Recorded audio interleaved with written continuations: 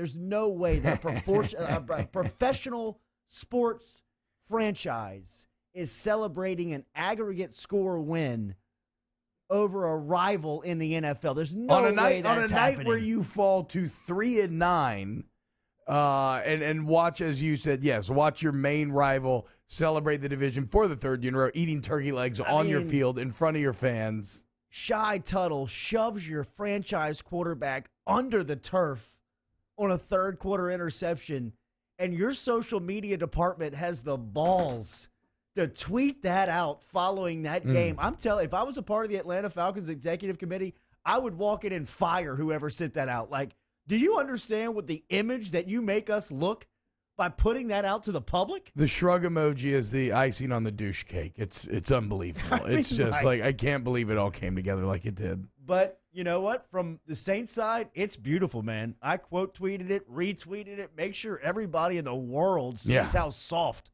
the Atlanta Falcons franchise is for that tweet. Like, it just shows how in the head you are of your opponent, how desperate they're becoming. If those are the straws that they are grasping at, dark times indeed for Falcons fans. So, got a little scary for the special teams director, special teams coordinator late in the game for the New Orleans Saints. I thought Peyton was going to fire everybody on that staff on live television. I've never seen anything like that. 3 onside kicks in a row they recover. The first one they call Russell Gage offside, which I don't think he was. I did not think he was offsides at all. But I was like, all right, lucky break, whatever. So they get that one taken off, and Kamara got popped on that one. Yeah, he got lit. Right? So he got hit pretty hard on that one. He didn't want none the next one. Kamara's kind of like playing, I don't know if I want to die. I don't want to put my head in there and get hit again. So the Falcons recover that one, go down, score, come back. They put Thomas back there, who's got the surest hands in the NFL. He doesn't know whether to go up, grab the ball, or scoot back and wait for the bounce to hop to him. And Atlanta gets another onside kick in which Sean Payton, I thought, was going to blow a gasket on NBC last night. I mean, he was hot after that. I mean, remember, Chicago recovered 2 onside kicks from him earlier this year. Oh, I did not remember that.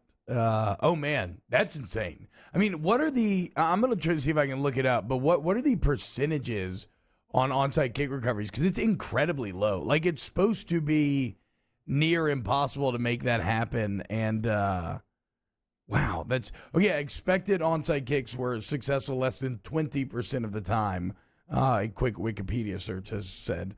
And, well, it seems like it's well over 50% when it comes to the Saints this year. Scary last night at the end of the game, but Taysom Hill's got it made it a little, it made Taysom Hill in the defense? Well, the defense. I mean, the defense is unbelievable. Cam Jordan, on a night where you sacked Matt Ryan 9 times, as you said, the stiff arm that was just spread all around Twitter. I mean, Matt Ryan got pile drive. I mean, that meme will live on forever. Oh, it's so good. It will live forever. Yeah, because you can apply it to anything. Anything. Like one tweet. Us versus them, siblings going to get the last turkey. I mean, everything that you can put out there into the social media world. USA versus Europe, anything like that. Everything. Shout Saints out to versus the Falcons. Letterman. USA versus Europe. Three-year Letterman is a funny Twitter account, and he just makes like He makes people all angry just because he makes absurd claims about America all the time, and that was his take on it last night, which I thought was excellent. So it was very fitting, though, that Cam Jordan gets his. I mean, that's why they let them get the onside kick. They were just trying to help Cam Jordan get that 4-piece. He never done it before. He needed the record. He needed a new career high, 13.5 sacks in the year. He needed to get closer to maybe getting a 20-piece for the season. But that was the best way for that game to end. And look, as bad as the onside kicks were, or as bad as the hands team was, Young Ho Koo is a beast on onside kicks. That's about it. Those things. He had inaccurate from the field. He had a rough night last night. He's been good on the year, but he had a rough night last night. But damn, them onside kicks were hard to read, and they were consistent. Where you want it? I mean, the one where Kamara just was like 10 yards away from the ball, I've never seen an onside kick that easy. So shout out to Young Ho Koo. That was pretty solid. Now, as you said, Jordy, once you get past the defense and once you get past the onside kick shenanigans at the end of the game that made that game way closer than it ever had any right of being, Taysom Hill was unreal last night. He was incredible. So he blocks a punt off the opening drive for Atlanta. After that, he catches a 2-yard touchdown pass on that same drive where he scored. He picks up a first down on a pass from Breeze. He catches the 2-yard shovel pass, which counts as a touchdown pass in Breeze's record book, which brings him one closer to chasing Peyton Manning in a night that Breeze could have had 2 Jared Cook. I mean, Cook, man. He had a good game, though. He did. But come on. You can't drop that touchdown, dude. I mean, that's a pregame. That's a backyard touchdown, like playing pickup on Thanksgiving Day. He'll never have an easier touchdown catch in his career than the one that he dropped. And then Taysom Hill with the 40-yard keeper when they put him in at the Wildcat and busted open into the open field. And I thought Tony Dungy called it great on NBC as soon as he saw the light, as soon as he got out of the open. I mean, Dungy spoke over to Rico and said, forget it, they're not going to catch him. Yeah. I mean, he's the fastest cat on the field. Yeah. Pulling away from everybody. So just a magical night for Taysom Hill. I thought Sean Payton had some great comments about it there on Twitter. I'll find them about just kind of coaching Taysom Hill and how cool it is because of so many things that you can do with him. Sounds like a classic BYU guy, too. Just like probably just loves football. It's all about. He doesn't care about anything else in life. He did have some sick J's on, though, after. Or some sick Nikes. I don't know if they were J's. Maybe he's into those. Other thing that stood out to me last night, how about Marcus Davenport? Right, everybody? 2 sacks, huh? Yep, 2 sacks for Davenport. Constantly disruptive. Trey Hendrickson getting in on it. Craig Robertson was just dominating as far as pressure goes.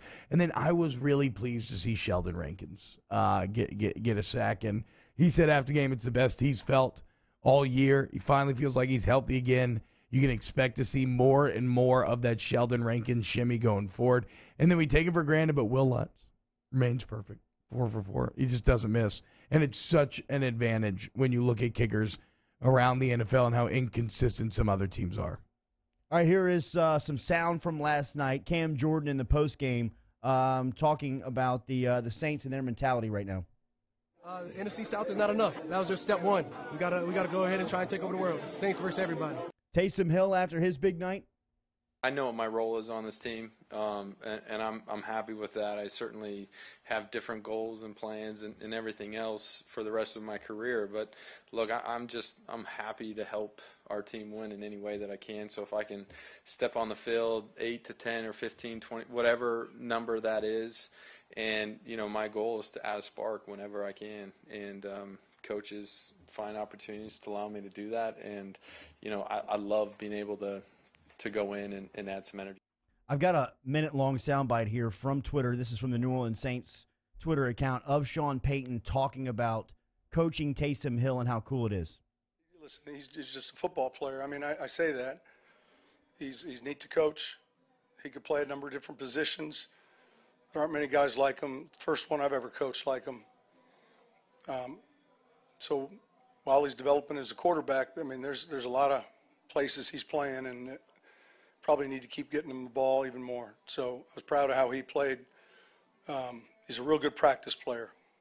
And I think that coupled with his athleticism and his love for the game, I don't know that there's anyone that enjoys playing football more than him. And that's kind of rubs off, kind of contagious on his teammates. And so when guys like him make a play, you see the bench get excited. And that quality that a player has that endears himself to other teammates, I think is very strong and important, and he's one of those players. He's just a football player.